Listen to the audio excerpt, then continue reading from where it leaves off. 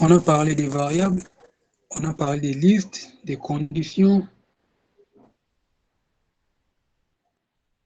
et toute autre chose pour hier. Donc, l'enregistrement a été fait et puis c'est sur notre chaîne YouTube.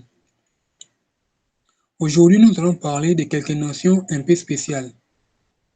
Nous allons parler des fonctions et nous allons parler des classes et objets. Plus précisément, aujourd'hui, nous allons parler de la programmation orientée objet.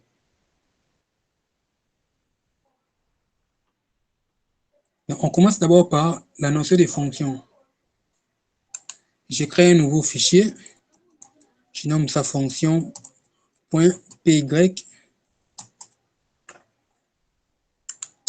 Si on voulait, dans un seul fichier, faire la somme des deux nombres, les produits des deux nombres,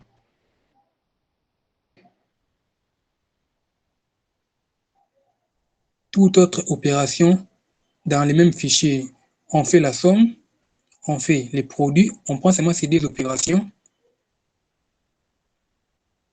Si on devait les faire dans la manière procédurale, je peux écrire A égale 5, B égale 10, somme égale A plus B. Si je vais faire les produits égale A multiplié par B. Je peux venir faire print, somme, puis j'ai fait print, produit.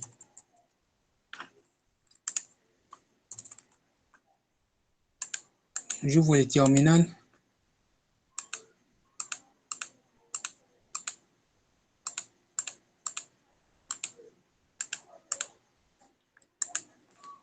J'ai fait Python 3, le nom du fichier. Vous voyez que la somme de ces deux nombres me donne 15. Les produits me donnent 50. Si je vais faire encore la somme des deux autres nombres, je peux venir ici, juste C égale 30, D égale 15. Et puis, je fais print C plus 15, plus D plutôt. Je lance encore le programme. Vous voyez ici, ça me donne 45. 30 plus 15, ça me donne 45. Si on a un tas de nombres ou d'opérations à faire de cette manière, ça nous prendra plusieurs lignes de code. C'est là où maintenant la notion de fonction entre en jeu. Une fonction, c'est un groupe de code, c'est un bloc de code qui nous permet de faire une fonctionnalité spécifique. On peut créer une fonction qui commencera à gérer uniquement la somme des deux nombres. Au lieu de faire plusieurs fois somme, comme ça, plus, ça nous prendra plusieurs lignes de code. On va créer une fonction qui gérera maintenant la somme des deux nombres plus précisément. En Python, les mots-clés pour créer une fonction, c'est def. Je vais mettre def somme, entre parenthèses. À l'intérieur, une fonction peut avoir des paramètres ou non. Quand on parle des paramètres, c'est-à-dire qu'on veut passer des valeurs dans ces paramètres. J'ai dit, ici je mets A, virgule, B. Et puis D point ne marque pas.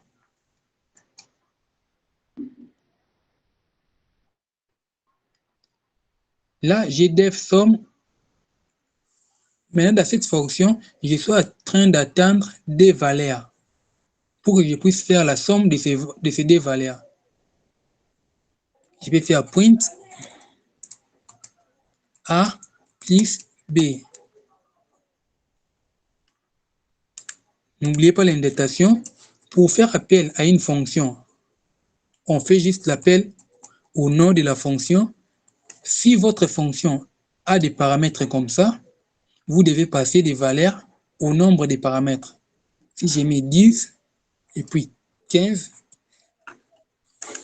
Quand je lance les programmes, on doit avoir 25. On doit avoir 25. Vous voyez que j'ai fait, ça me donne 25. Au lieu de faire plusieurs fois la même action, print plus A plus B, une fonction va nous permettre de faire cette action une seule fois et puis on va commencer seulement à appeler cette fonction. Je peux venir encore faire somme de 3 quand je relance. Vous voyez que D3, ça me donne 5. On peut avoir des fonctions avec des paramètres. Une fonction peut avoir des paramètres ou sans paramètres.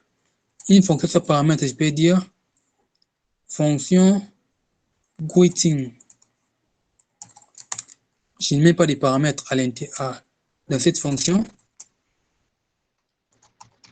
Et puis j'ai fait print hello.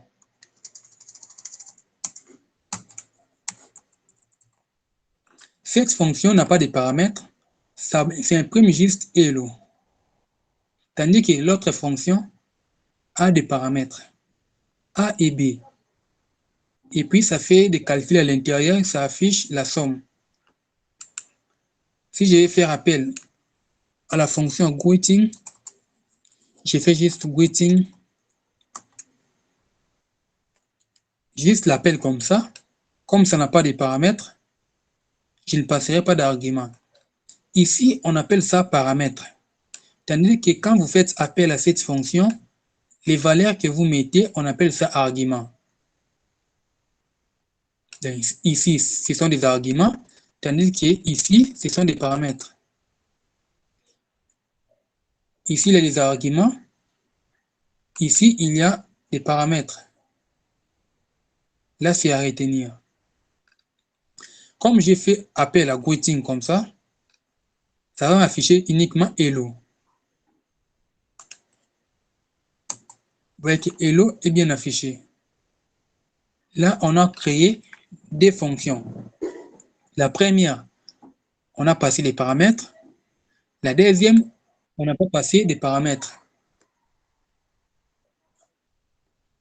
Donc, quand vous voulez faire une action spécifique, vous devez songer à des fonctions. Ça va vous permettre à ne pas écrire plusieurs lignes de code. N'importe quel nombre de fois qu'on voudra faire la somme des deux valeurs, on appellera uniquement cette fonction.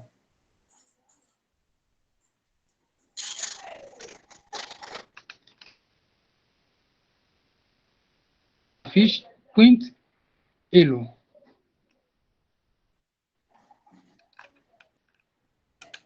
Je peux venir, au lieu de faire print ici, on peut avoir une fonction qui fait directement print à l'intérieur ou fait quelques actions à l'intérieur, ou soit on peut avoir une fonction qui retourne une valeur. Quand j'appelle somme, je prends cette fonction ici. Quand j'appelle somme 10 et 15, ça me fait print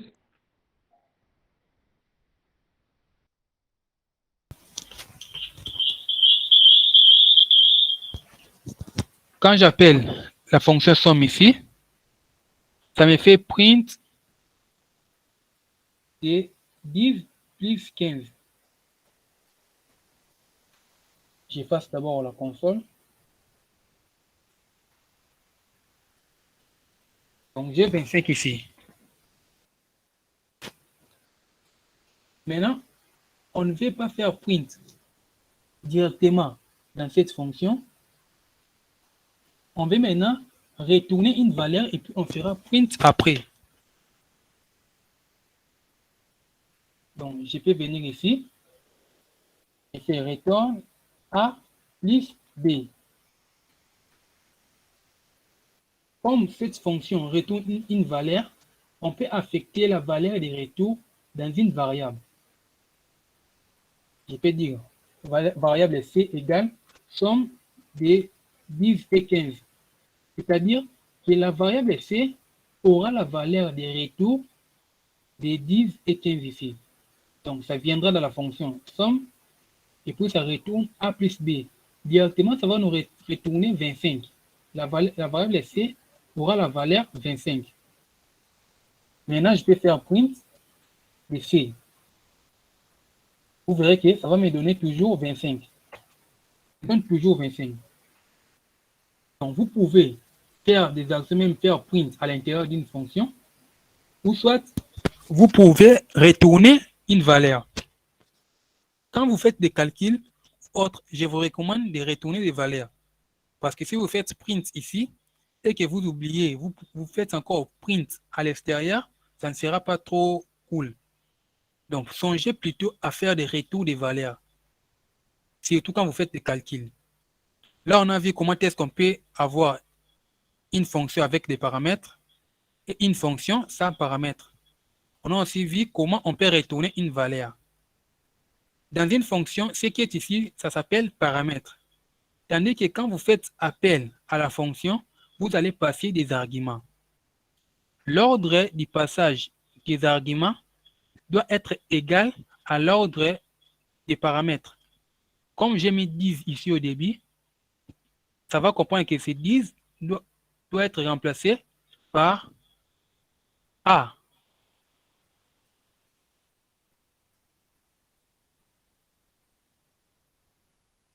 L'ordre de vos arguments doit être le même ordre que vos paramètres. Ne l'oubliez pas. Si je mettais par exemple, ici je mets 15 ou je mets 17, je mets 7, A prend maintenant la valeur de 7.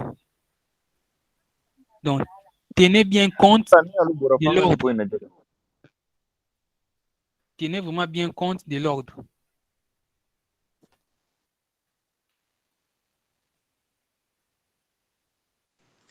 Là maintenant, on va passer à la notion des classes et méthodes. Donc, la programmation orientée objet. On voit les classes et les objets.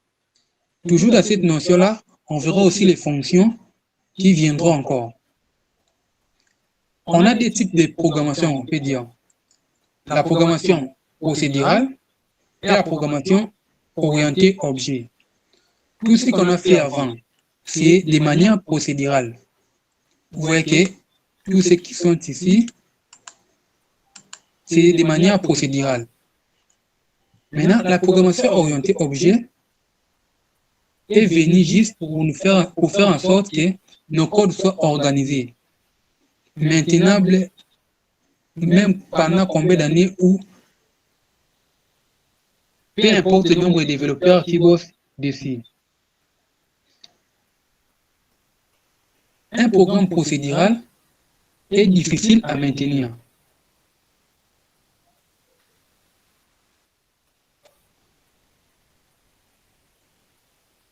Un programme procédural est difficile à maintenir. Donc, je crée un nouveau fichier, je nomme ça classe. Et là maintenant, avec la programmation orientée objet, tout est objet. Au lieu de faire plusieurs codes ligne après ligne ou autre, on passe maintenant à organiser notre code sous forme de classes et d'objets. Supposons que nous avons une armoire. L'armoire a plusieurs parties à l'intérieur. On peut avoir une case où cette armoire-là gérera par exemple des livres, une autre case où cette armoire-là gérera d'autres choses. C'est de la même façon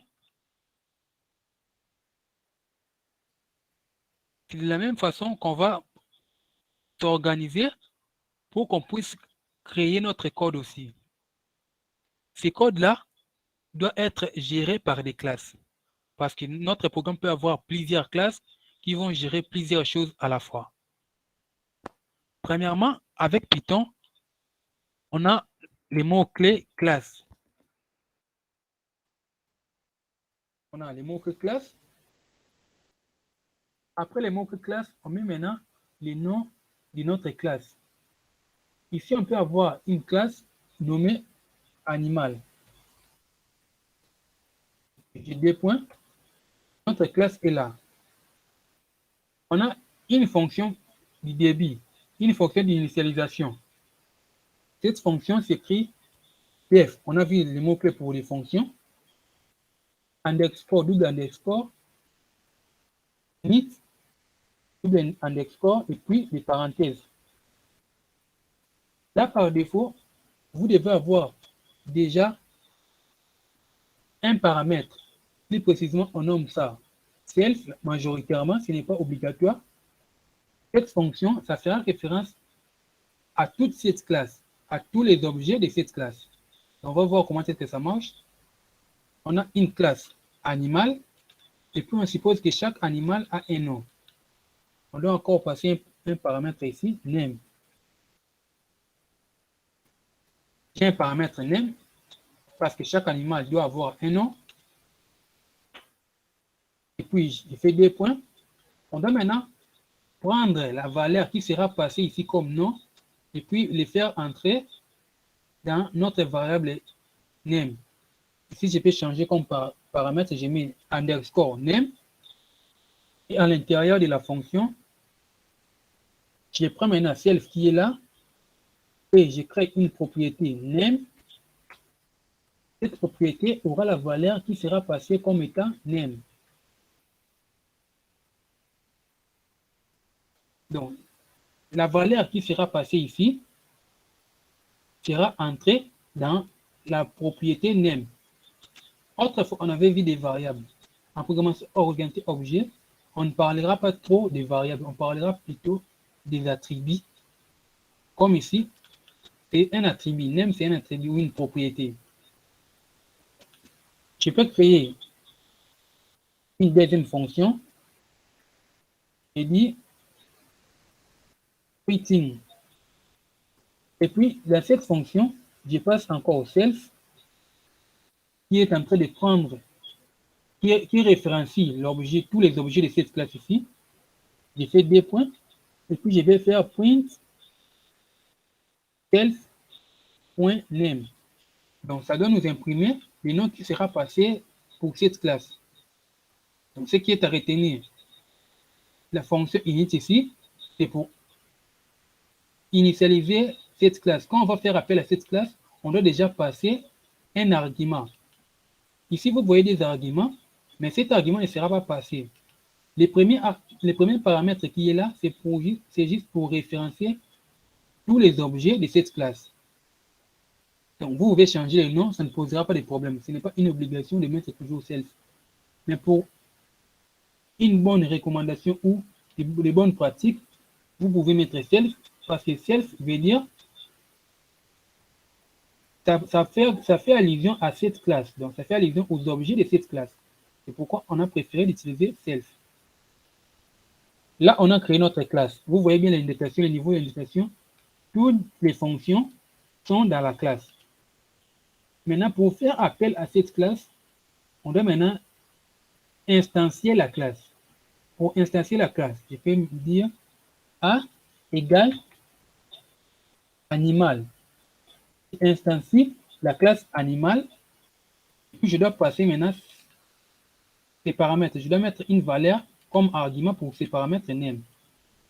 Animal, je mets chat. Je vais maintenant faire, comme la variable A a déjà instancié la classe animal, je vais maintenant appeler la fonction greeting. En faisant A.greeting. Je teste et voir si ça va nous donner quoi. Plutôt classe. Ma fiche chat. Pourquoi c'est ma fiche chat? Ici, j'ai initialisé. Je me suis dit, c'est comme les constructeurs. Dans d'autres langages, on parlera des constructeurs. Quand on va faire appel à cette classe, on doit déjà passer un argument. Vous voyez, il y a des paramètres, mais les premiers ne seront pas pris en compte. Là, il faut les retenir. Les premiers, c'est juste une référence pour les objets qui sont dans cette classe. C'est juste à partir soit du deuxième ou troisième, c'est ça qui sera appelé. Quand je fais appel à cette classe animal, quand vous l'instanciez, vous devez maintenant passer un argument parce qu'ici, là, c'est ma name. Le self ici, on ne tient pas compte de ça. vais passer chat. Et pour appeler une fonction qui est dans cette classe, vous devez prendre le nom de la variable que vous avez instancié la classe, et puis vous faites point et le nom de la fonction. Comme ici la greeting. Je vous avais dit, dans chaque fonction qui se trouvera dans une classe, le premier paramètre ne sera pas pris en compte comme pour passer des arguments. Le premier paramètre, c'est juste pour référencer les objets de cette classe. Si j'ai appelé greeting, ça pour passer un argument, mais greeting m'affiche les names que j'avais passé ici dans animal. Donc, j'ai fait animal chat, et dans greeting, j'ai fait print du nom qui est passé là. Je vais venir ici, j'ai dit, je vais faire les f-string.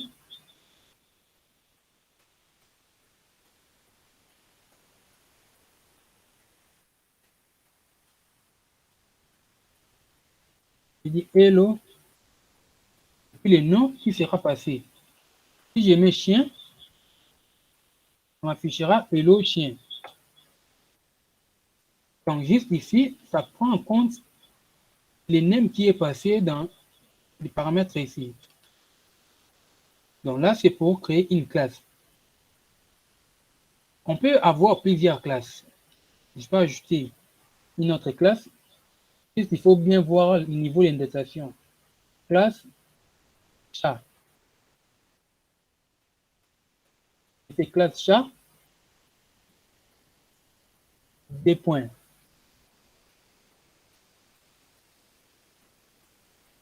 Ici, maintenant, on va parler d'une notion d'héritage. La notion d'héritage, c'est-à-dire, on a des ou plusieurs classes. Mais nous n'avons qu'une seule classe mère. La classe animal et la classe chat. On suppose que le chat est un animal. Donc, la classe animal, c'est une classe mère. On peut avoir plusieurs classes enfants. Je supprime d'abord ça. Si vous n'avez pas encore de propriétés ou de méthodes à écrire dans une classe, si je laisse comme ça, vous voyez que ça me donne erreur. Une classe doit toujours avoir des choses à l'intérieur, soit des propriétés, soit des méthodes. Mais si vous n'avez rien, vous devez juste écrire passe. Quand j'écris passe comme ça, vous voyez que je n'ai plus d'erreur. Là, je peux créer une deuxième classe, chien. Je mets ça, et puis je mets passe. On peut se dire que les deux classes ici, chien et chat, sont des classes filles de la classe animale. C'est-à-dire que ces deux classes doivent hériter des propriétés et des méthodes de la classe animale. Parce que chaque animal doit avoir un nom. Maintenant, pour faire l'héritage, la notion d'héritage avec Python, vous devez venir ici puis créer un paramètre avec le nom de la classe mère. Je mets animal. Je fais encore ici, je mets animal. Pour instancier la classe chat, je mets par exemple A égale chat. Maintenant, comme j'ai fait les paramètres de la classe mère, il faut maintenant penser à la fonction init de la classe mère. Comme la fonction init de la classe mère a un paramètre nom, on doit passer cet argument maintenant ici pour les paramètres nom. Et ces chats s'appellent chatou, par exemple. Je peux faire a.greeting. Je verrai ce que ça va me donner. C'est clear. Oui, ça me donne toujours hello chatou parce que j'ai passé chatou. Maintenant, dans la classe animal, greeting fait d'abord hello et puis le nom qui est passé. Donc, la classe chat est la classe fille de animal. Quand vous faites l'héritage, dans notre langage de programmation, vous verrez extend et autres. Avec Python, il faut juste passer les noms de la classe mère comme état paramètre ici. quand vous passez les noms de la classe comme état paramètre, directement la classe phi prend toutes les propriétés et toutes les variables de la classe mère. Donc c'est pourquoi quand j'ai fait greeting, ça m'a directement affiché ce qui est là. Je peux créer encore une autre fonction, f, test, self. Je vais mettre ici print. Je mets hello world. Je vais faire print de hello world.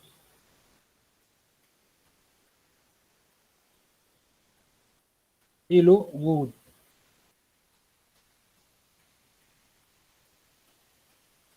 Ici, je vais faire a.hello. Voici que ça va m'afficher. Ça m'affiche toujours hello world. Donc, pour faire l'héritage avec Python, vous devez classe mère. Avec le nom de la classe mère, quand vous allez installer cette classe phi, ça prendra directement toutes les propriétés et toutes les méthodes de la classe mère. Supposons que nous voulons aussi avoir d'autres données dans la classe phi. J'enlève d'abord le chien, je lève chat. On tiendra aussi toujours compte de la fonction init. Donc là, c'est comme un constructeur. Init, self. Et pour les chats, on peut dire le chat a une couleur. Et puis, on a encore une propriété poids qui doit être passée. Et poids, je fais des points. Maintenant, quand vous faites init dans la classe phi, directement, ça va annuler la classe mère. Comme j'ai fait init comme ça, je vais faire self.couleur égale couleur. Je vais créer une variable couleur sans pourtant mettre de underscore. Je mets self.poids égale poids. C'est poids qui est passé. Je fais une fonction et dire fonction state, ça doit me renvoyer, m'afficher la couleur et les poids du chat. Je fais print.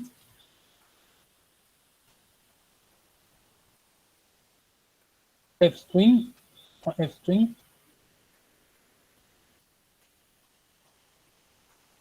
couleur, des points. Là, je vais faire la couleur ici, self.couleur, et puis virgule, poids, des points, self.poids.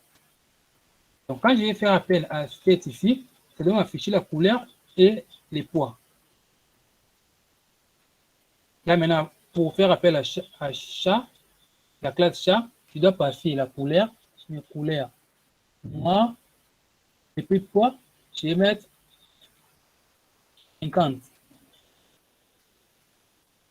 A.state. Je fais appel à cette fonction ici qui se trouve dans la classe chat. On va voir maintenant si ça va nous donner quoi. J'efface d'abord. Et puis, j'ai fait toujours comme ça. Ça me donne la couleur et les poids. Parce que j'ai défini state ici. Supposons qu'on veut maintenant utiliser greeting ici. Parce que chat est la classe phi de animal. Si je faisais greeting, ça me donne erreur. Parce qu'on me dit chat n'a pas d'attribut name. Quand on fait déjà init ici dans la classe phi, ça supprime directement, donc ça override init de la classe mère. Et dans cette init, on doit faire appel à init de la classe mère. Comment on le fera? Je vais faire animal.init. Et puis je passe self.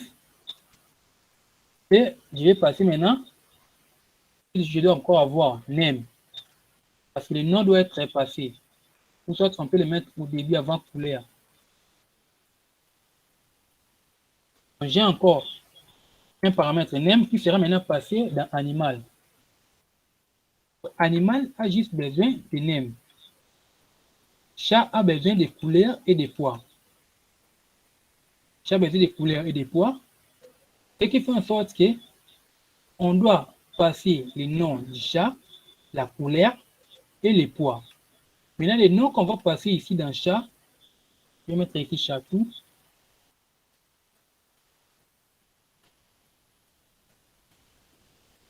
Les noms qu'on va passer ici, c'est ça qui ira encore de la classe animale. Les autres vont rester juste dans la classe chat. Quand ça part de la classe animale, la classe chat a toutes les propriétés et méthodes de la classe animale parce que ça hérite tout de la classe animale. Maintenant, quand je fais greeting, je fais d'abord, j'efface. Greeting, ça m'affiche hello chatou. Parce que j'ai fait en sorte que je puisse appeler la fonction init de la classe animale. Donc là, c'est à retenir. Vous pouvez faire aussi plusieurs héritages, donc héritage multiple. Donc là, quand on peut faire aussi, on peut faire appel à state, la fonction state. Directement, ça nous affichera la couleur et les poids. Ça, c'est au niveau de l'héritage. On peut faire en sorte aussi, on a une fonction ici, greeting. On peut aussi créer une fonction encore dans la classe fille de la même ou qui porte le même nom. Def greeting, si j'ai self. Dans greeting ici, je n'affiche pas ce qui est affiché là-bas. Je peux afficher ici override.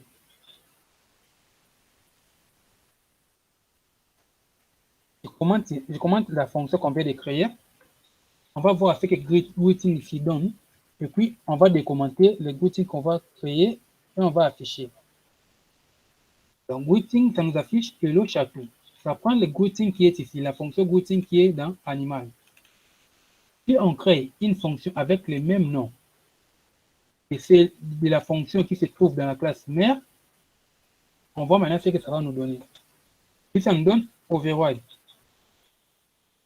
Donc, vous pouvez créer des fonctions qui portent les mêmes noms. Maintenant, ces deux fonctions-là, quand vous allez faire appel ou quand vous allez initialiser la classe fille, c'est maintenant la deuxième fonction de la classe fille qui sera prise en compte. Donc, là, ici, on a créé la fonction greeting. Maintenant, cette fonction change des opérations. Je peux enlever hello. J'enlève autre ici. Puis rester juste avec init.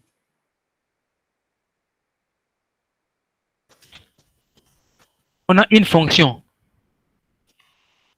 qui nous renvoie les noms.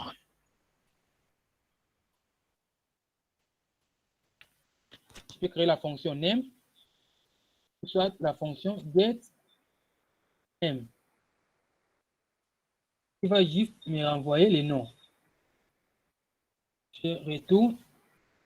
Vous pouvez faire soit print, soit vous faites return. Donc return aussi, ça va juste vous retourner la valeur. Quand vous faites print, ça va directement imprimer pour vous.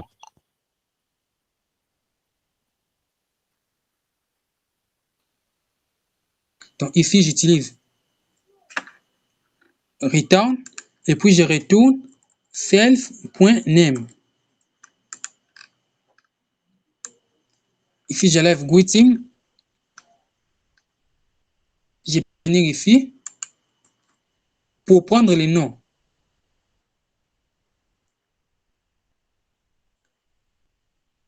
J'écris nom, des points. Et puis ici, j'ai fait animal. Get name. On voit ce que ça va nous donner ici. state au lieu de greeting.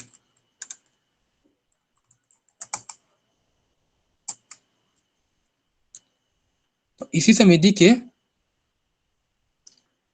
animal.getName, ça manque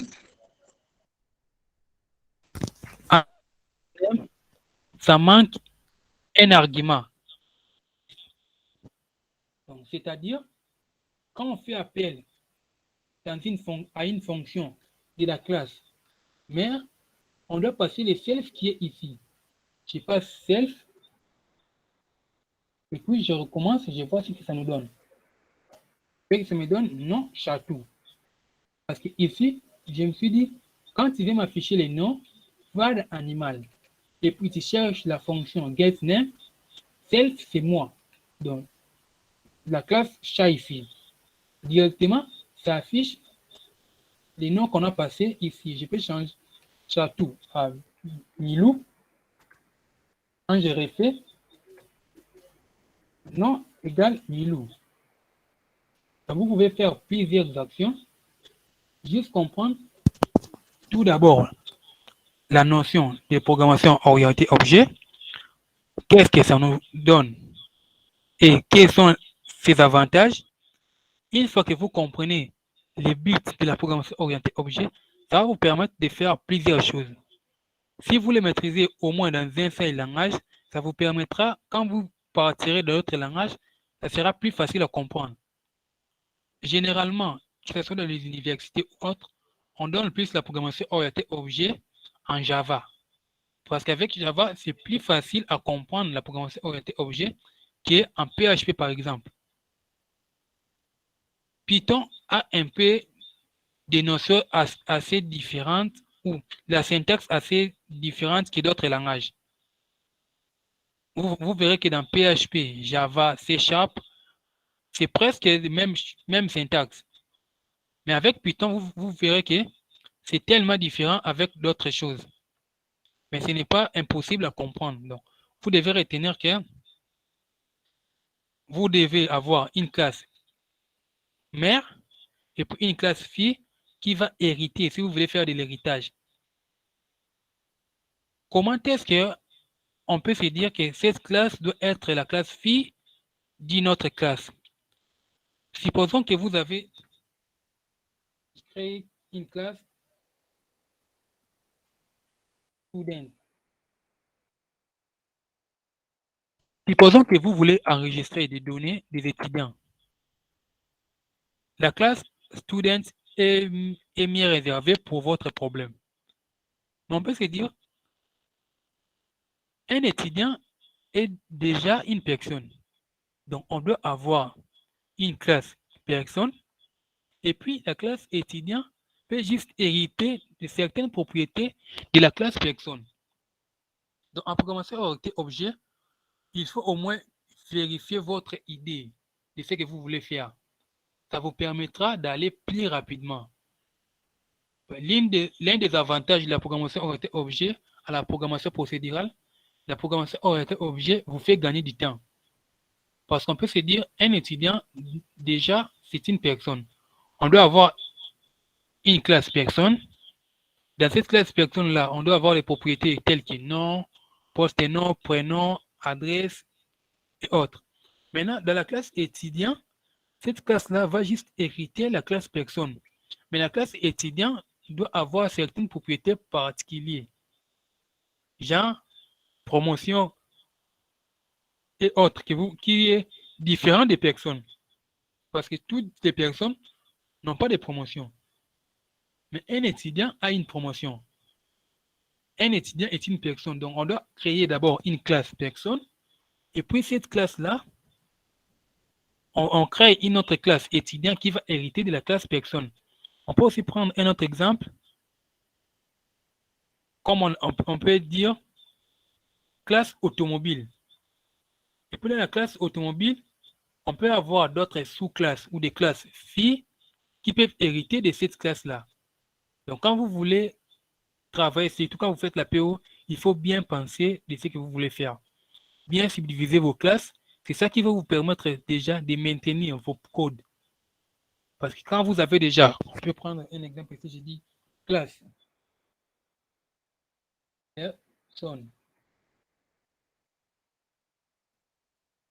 La classe personne qui est là. Et puis, je mets juste passe. Et la classe étudiant. La classe étudiant est aussi là. Je mets passe. Maintenant, la classe étudiant doit hériter de toutes les propriétés et méthodes de la classe personne.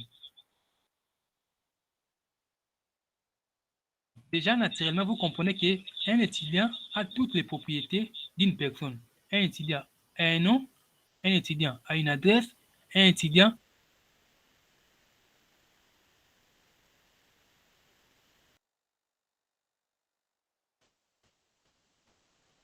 Donc là, c'est déjà une chose à retenir.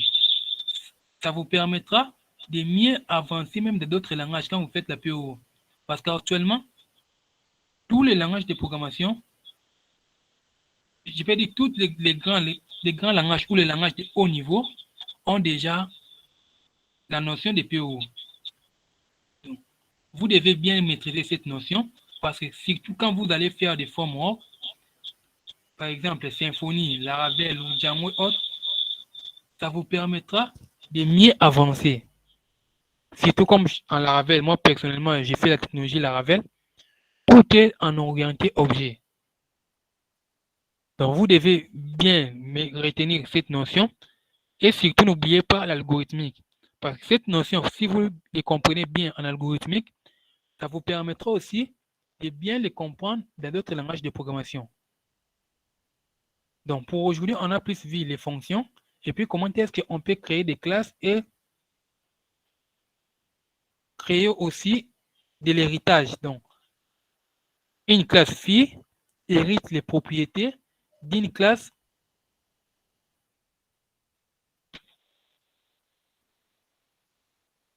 J'ai des classes ici, personne et étudiant. La classe étudiant hérite la classe personne. Donc, ça hérite toutes les propriétés. On était ici dans la classe. Comme on a vu chat ici, chat a hérité toutes les propriétés et méthodes de la classe animale. Et quand vous faites des méthodes, quand vous créez des méthodes, ce qui est à retenir, ce qu'on appelle souvent fonction, parce qu'ici, en programmation orientée objet, certains termes ont changé. Avant, on avait vu des variables et des fonctions, mais ici, vous attendrez plus des noms, vous allez beaucoup plus attendre les noms des propriétés et des méthodes. Quand on parle de méthodes, c'est juste des fonctions. Propriété, c'est juste des variables, propriétés ou attributs. Une fonction ou une méthode ne fait qu'une seule chose. Souvent, ceux qui débutent ont tendance à faire plusieurs choses dans une fonction. Par exemple, une seule fonction qui enregistre les données de l'utilisateur, cette même fonction retourne des photos, cette même fonction fait plusieurs choses à la fois. Dans les règles ou les lois des bons codages, il y a un livre Clean Code. Comment est-ce que vous pouvez créer des codes proprement? On dit toujours une fonction fait une et une seule chose. Et puis les noms de la fonction ou les noms de la méthode que vous allez mettre, cette fonction ou le nom de cette fonction doit déjà susciter l'idée de.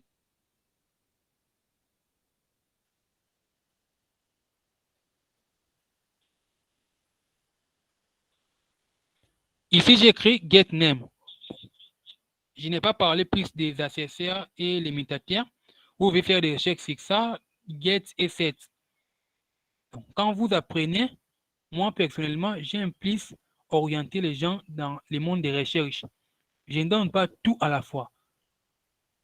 Donc, je vous dis, faites des recherches sur ça et faites des recherches sur ça. Ça va vous permettre de s'ouvrir dans le monde des recherches. Parce que quand vous vous orientez dans le développement et que vous n'êtes pas fort dans des recherches, ça sera trop compliqué pour vous. Donc, il y a une notion que vous pouvez faire des recherches les accessoires et les métatières. La notion des accessoires et des métatières fait en sorte que vous puissiez avoir une méthode qui est là juste pour faire entrer une valeur ou pour prendre une valeur, une méthode qui est là pour faire les retours d'une valeur. Donc souvent, vous verrez dans d'autres places, dans d'autres langages, on écrit de cette façon, comme ici j'ai getName, c'est-à-dire que cette fonction va juste prendre les noms. Donc ça prend les noms. Quand vous faites getName, c'est-à-dire que nous voulons prendre les noms qui est là. On a une variable name et getName fait le retour de cette variable-là. Non. Donc c'est vraiment une.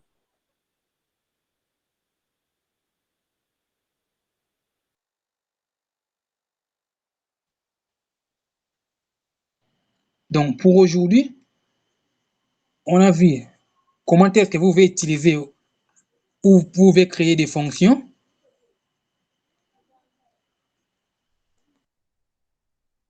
Une fonction peut avoir des paramètres ou non.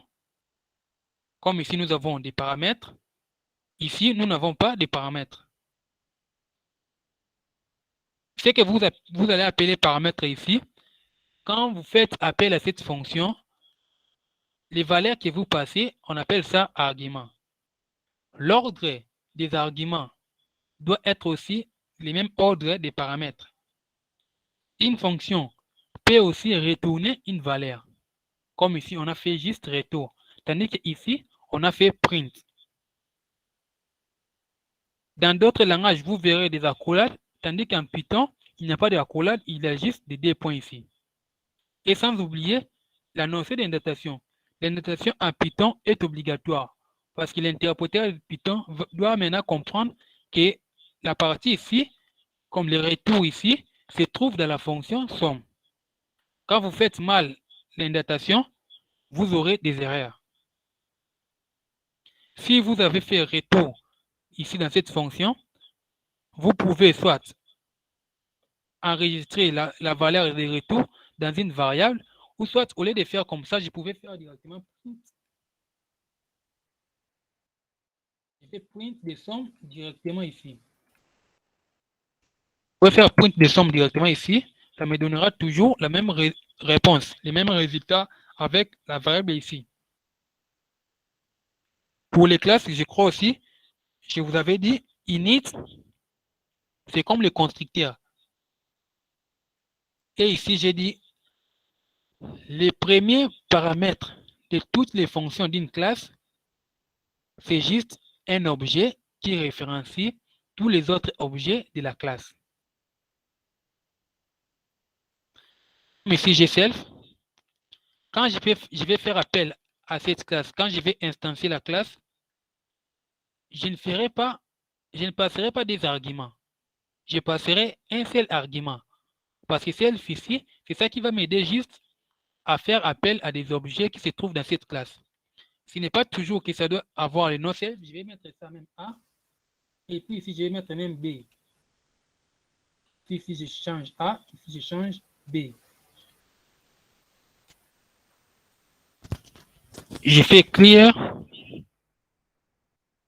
Et quand j'ai fait classe, ça me donne toujours la même réponse.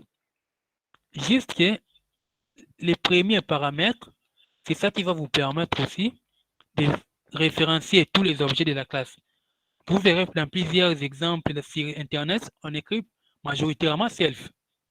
Mais ce n'est pas obligatoire d'écrire seulement self. C'est juste que on a vu self signifie, je peux dire moi-même. Donc quand on parle de moi-même ici dans cette classe, c'est la classe ici. Ça référencie maintenant tous les objets de cette classe. C'est pourquoi vous verrez plus, on utilise self. Et ici, pour finir, on a fait l'héritage de cette classe. La classe chat hérite la classe animale. Quand vous faites l'héritage pareil, c'est-à-dire que cette classe chat a toutes les propriétés de la classe animale. Vous pouvez faire appel à toutes les méthodes de la classe animale. Parce que vous avez hérité toutes ces propriétés-là depuis la classe chat. Maintenant, dans votre classe fille, Si vous mettez encore la fonction init, directement cette fonction override la fonction init de la classe mère. Et ce que vous devez faire, vous devez encore faire appel à la classe mère et puis vous faites init. J'ai fait de cette façon appeler directement les noms de la classe parce que vous pouvez utiliser l'héritage multiple. Imaginons que j'avais encore une autre classe, par exemple, humain. Si j'avais encore une autre classe humain, là, je pouvais aussi faire appel encore à cette classe humain. Et puis, j'ai fait init et autres. Mais si vous n'avez qu'un seul héritage, au lieu d'écrire les noms de la classe, vous pouvez uniquement écrire super et puis vous faites des parenthèses. Donc, vous appelez la fonction super. Cette fonction comprendra directement quand vous avez une seule classe ici, mère, ça va comprendre qu'il doit aller dans la classe mère.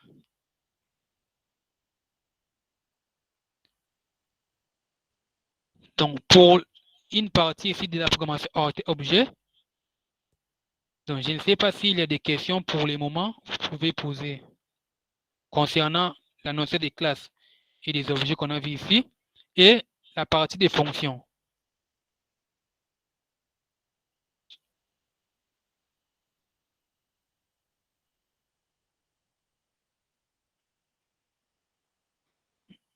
Quel lien on peut faire entre les classes et les variables qu'on utilise habituellement? En fait, j'avais dit on a deux types de programmation. La programmation procédurale et la programmation orientée objet. Avec la programmation procédurale, tout s'écrit ligne après ligne. Ici, on avait fait la partie des variables, on a créé nos variables, on peut faire print. Maintenant, quand on parle de la programmation orientée objet, il y a d'abord deux notions de base, les classes et les objets. En programmation orientée objet, tout est maintenant pris en comme objet. Il y a aussi la partie, les variables existent toujours, mais là, on appelle ça plus des attributs. Ces attributs peuvent être tournés dans toute la classe. Donc ici, on a l'attribut. Je peux revenir avec des self. On a l'attribut name. Name ici, c'est aussi une variable. On peut l'appeler aussi variable. Mais comme nous sommes dans la programmation orientée objet, on appelle plus attribut. Donc, pour être bref,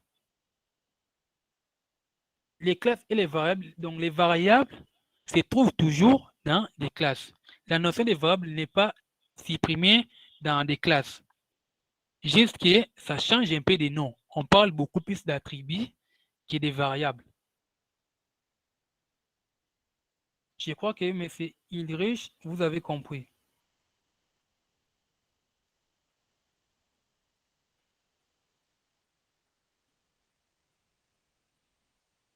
D'accord. Pour ce qui était prévu pour aujourd'hui, c'est juste cette notion.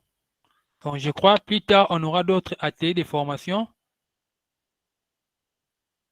Ça sera peut-être dans Python ou autre langage. On va toujours tourner les langages de programmation.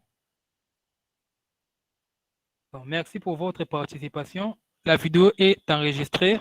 Pour ceux qui n'ont pas pu finir toute la session d'aujourd'hui, ils vont les voir sur notre chaîne YouTube. D'accord. Merci beaucoup.